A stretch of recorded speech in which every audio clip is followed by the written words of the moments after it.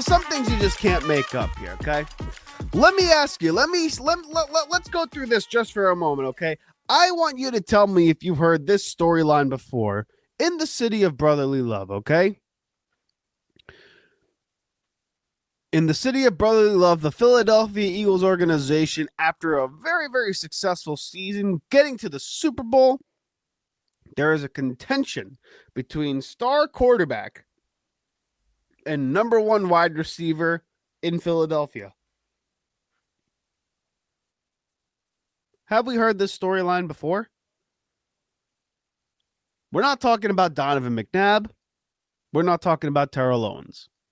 We're talking about Jalen Hurts and AJ Brown.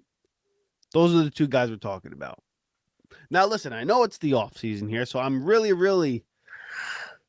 I'm stretching the hell out of it, okay? I want to put that as a preference. I am really stretching out this storyline, okay?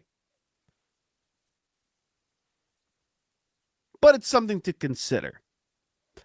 There have been a lot of instances, and we're going to kind of go through them one by one, that you see little fragments of contention between AJ Brown and Jalen Hurts, despite the personal relationship that they have off the field. Okay? Jalen Hurts, we understand, is the godfather to AJ Brown's daughter, right? And because of this, a lot of Eagle fans have said, hey, you know what? This is really a non-story in regards to Jalen Hurts and AJ Brown and their relationship on the field. Once they're on the field, they win a lot of football games. That's all that matters. And you know what? In the end, that is all that matters. Okay? And you're right about that. However, we can't deny circumstantial evidence here. And I pose the question to all of you out there that if there's smoke, is there fire? I got 2 tickets to paradise and pack your bags. We're going to leave tonight, right? We're not in paradise though, okay? Is there potentially trouble in paradise? And we're going to talk about that with AJ Brown, with Jalen Hurts, and how it all started. I believe it started because Jalen Hurts got the bag. And listen, I have a quote, I have a saying about all quarterbacks in the NFL, okay? And this is not to insult quarterbacks, okay? I mean this in terms of a necessity as a compliment in order to be excellent in the NFL at quarterback. Show me a quarterback and I'm going to show you an asshole. Just like most people are going to say, show me a great wide receiver, show me a diva. Same thing, right? That's what you're going to say. I believe you have to have an inherent trait of being a douchebag on the field. Maybe even potentially off the field. Usually that's not the case, but you have to have some sort of assholery in you. I know, I just made up a word. In order to be a successful quarterback. I believe Jalen Hurts got that trait once he got the $250 million contract.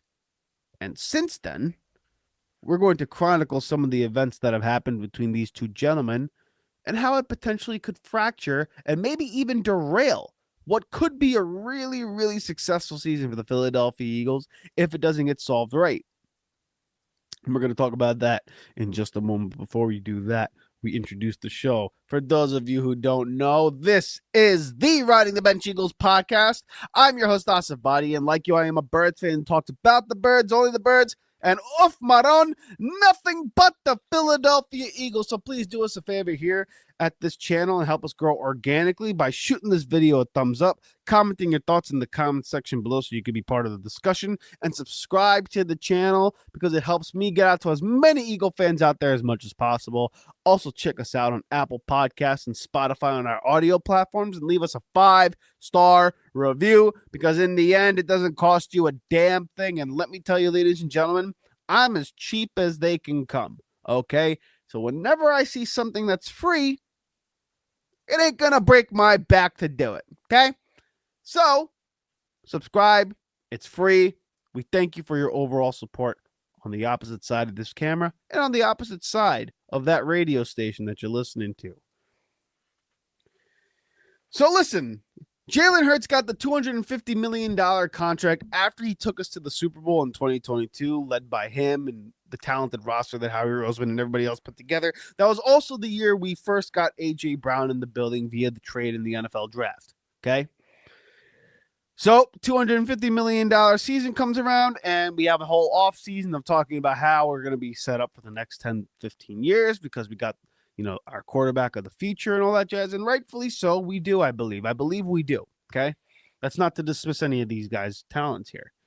But once the 2023 season began, we saw a little bit of cracks in the foundation. And while early on we dismissed it as just, hey, we're competitive people and we're trying to shoot for perfection here, it ended up leading to the ultimate season of the collapse, right? So 2023, week 2 against the Vikings, there was a play where AJ Brown and Jalen Hurts had a little bit of a rift. There was a play in which AJ Brown was supposed to get the ball. Jalen Hurts didn't get him the ball, and AJ Brown was ticked off. Okay. Now, ultimately, we said, hey, these guys are just competitive. They're shooting for perfection. Whatever. Rightfully so. It's week 2 of a season. No big deal. Later on that season against the Kansas City Chiefs, Jalen Hurts throws a football to AJ Brown. It gets picked off, and AJ Brown gets to the sideline and gets visibly upset, like visibly angry, to the point where Devontae Smith, the Slim Reaper, God bless his soul, had to come and de-escalate the situation. And in the end, it ended up just being dismissed as, hey, AJ Brown's just super, super competitive. It gets circled around social media. But ultimately, I think most people were like, listen, we just came off a Super Bowl. We know we're not playing our best ball, and we're trying to pursue excellence here, okay? Fair enough. Then just last season, our Super Bowl winning season, AJ Brown in the Carolina Panther game has probably one of the most unique press conferences of recent memory in a Philadelphia Eagles uniform. And the reporter asked him, what is the one thing that you would think that you need to work on and improve? And he just said, passing. Just passing. And that could have meant a lot of different things, didn't it? And that whole week, everybody was looking at this and saying, hey, what in the hell is going on in this freaking locker room with quarterback and wide receiver? And mind you, Jalen Hurts that game, again, I am not somebody who is a stickler about big yardage and, completion percentage. I believe as a quarterback, you get the job done, win the game. That's your ultimate goal, okay? People were critical of the play that Jalen Hurts was having in that game because he ultimately ended up throwing for like 80 total yards or something like that. Not necessarily the greatest stat to see out of a quarterback, okay? I don't care if you throw for $120, you got to break 100, dude. Regardless, that's neither here nor there. Passing was the word that was used to describe on the things that we had to improve on. People thought it was a shot at Jalen, and then next week, he goes against the Pittsburgh Steelers and throws for 290 and has an excellent game, and everyone's just like, hey, Jalen Hurts is just like, is that what y'all wanted to see? That's what y'all wanted to see, right? And like the soft-spoken voice, as if he's super humble, right? I got it. Then later on in the season, Brandon Graham goes on WIP on the radio station and talks about how these two guys' relationship with each other is a little different. Something's going on between the two. And later on, Jeffrey Lurie and the organization go to Brandon Graham and say, hey, buddy, you better clean this up, buddy. We don't want none of this noise happening around this season, especially the season that we're having right now, because we think we can win the big one. We don't want any mess. Go out there and clean it up. So then Brandon Graham clarifies his comments and says he misinterpreted the situation and just states that, hey, these guys just want to win. There's nothing going on between the two. They still have a strong bond. Okay, cool. No issues going into the playoffs. None of that stuff, right? But you just see AJ Brown reading the book on the sideline, and that became a thing. But he's done that every game, so I'm not even going to bother with it. Then the Super Bowl came. We kicked the Chiefs' teeth in. I'm going to keep saying it because we did 40-6. And after winning the Super Bowl title, which is ultimately the goal for any football player in the National Football League who is achieving greatness, AJ Brown has a post, and I want to quote it right. Yes. And I quote, good old Michael Cole, flashback. My thrill for this game comes when I dominate. It's the hunt that does it for me. It's when the DB drops his head and surrenders because he knows he can't fuck with me. Or if you want me to be literal, the DB drops his head and surrenders because he can't F with me. And, he continues on talking about how he has a drive for excellence and he wants to pursue greatness, and ultimately winning is great, but dominating your opponent is what matters more. And then, to be fair, every wide receiver thinks this way. Even Devontae Smith went on a podcast and said there's no better feeling than looking at the other side of the field knowing that DB can't stop you, and him knowing it too. I'm paraphrasing there, but you get my point. Every wide receiver believes that. And honestly, playing wide receiver in a flag league, I understand. When you're busting someone's ass and they know they can't stop you, that has got to be a good feeling because you're cooking with grease. It's a good feeling to have. Okay? I mention all of that because now the most recent event that just occurred was AJ Brown's engagement party. Now, again, I am not going to dive into people's personal life, but I'm going to do it right now, okay? AJ Brown had an engagement party with his fiance, right? Many people went. Jalen Hurts didn't. Jalen Hurts was not there. People joked about saying that it was a scheduling conflict, that there's, no big deal and all whatever it was, right?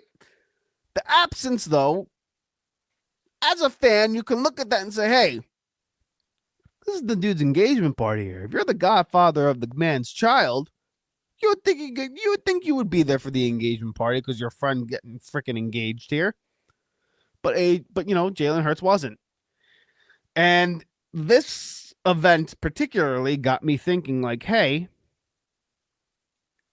if it walks like a duck, quacks like a duck, and acts like a duck, it ain't a damn mongoose. Something's up here, okay? Something is up between these two.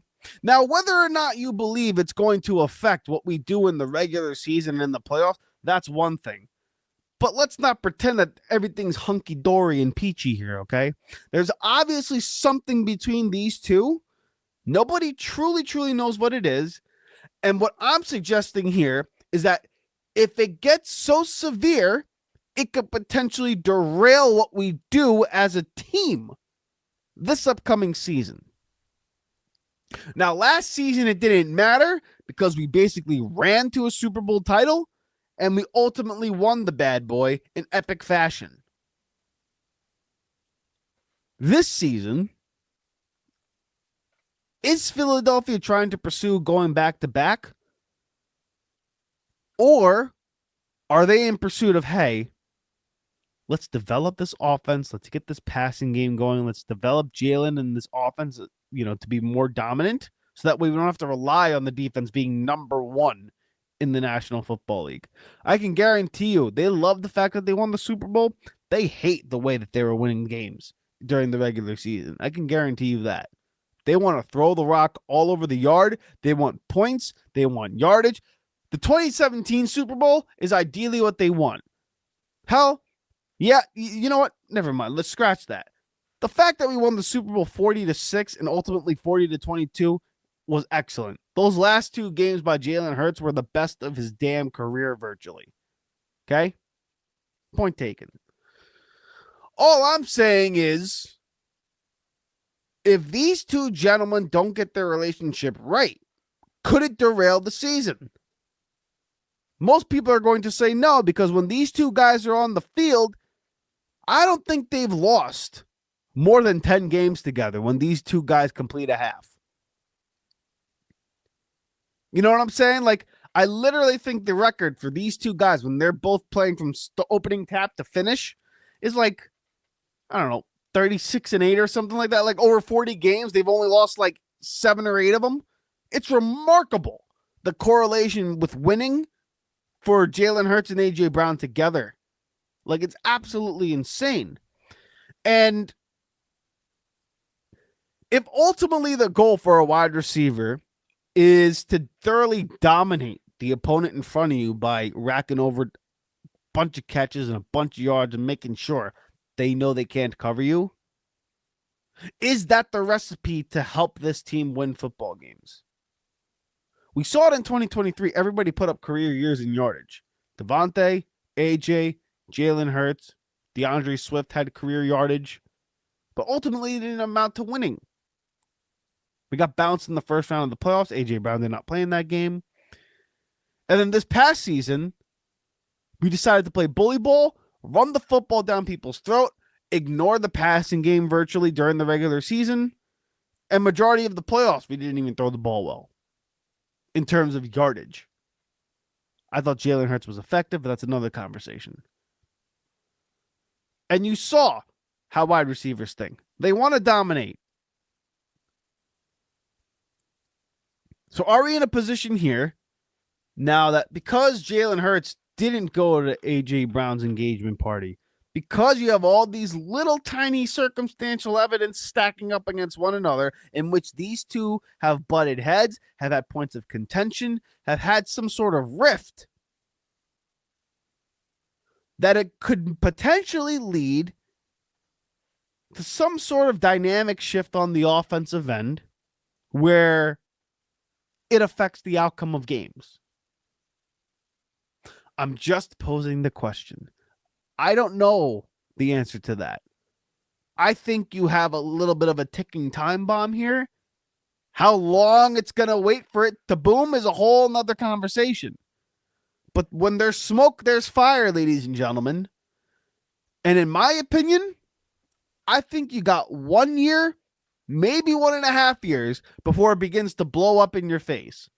And maybe, just maybe, Philadelphia understands that, which is why they structured, the contract extension the way they did to make it a little bit more tradable down the line. And again, we will see what this story unfolds into. But one thing's for sure, guys. 1, 2, 3, 4, 5, 6. There are 6 events here since Jalen Hurts has gotten the big contract that you could look at and say, hey,